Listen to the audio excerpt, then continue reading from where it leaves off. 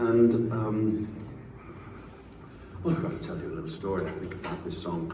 I was born and brought up in a town called Swindon in the west of England. And if you're travelling west, if you're in the UK and travelling west about an hour and a half, 2 hours outside of London, you'll see a sign on the right-hand side for a town called Swindon. Don't bother to stop. Just keep going. It gets better as you go further west. But Swindon was actually a great place to grow up because it's set in this landscape of rolling hills.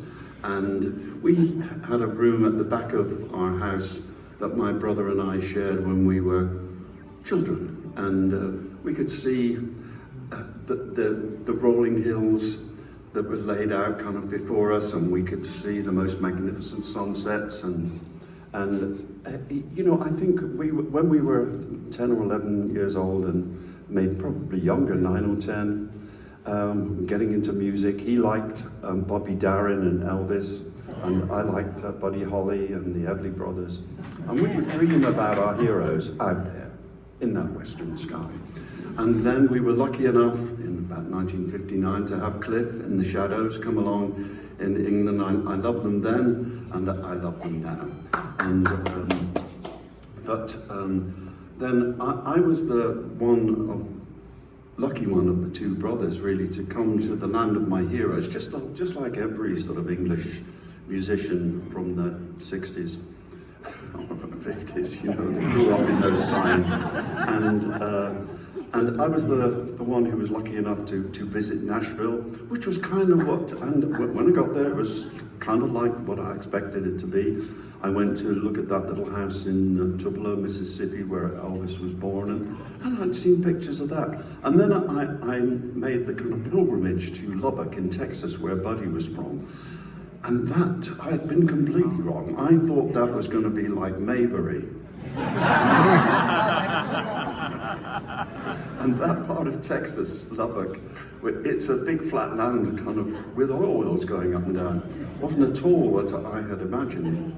But, you know, it was a dream come true for me. I was there where Buddy was from, and I went to the high school that he went to with his girlfriend, Peggy Sue. And it meant a lot to me. And anyway, I think around Swindon as well, it had a very vibrant musical scene, and a lot of boys and girls turned professional when they left school, and I was one of them. And I worked in an office for a couple of months, but just waiting to get the right job. And some of the boys and girls went to Germany and did that thing like the Beatles did. But me, I just wanted to go to London, and I was lucky enough to get a job with a rock and roll hero of mine called Marty Wilde. And it took me to London in 1964, 65, and put me right, I was ready for swinging London, you know, when it came along. But I think those times, and the music of our youth particularly, stays with us all our lives.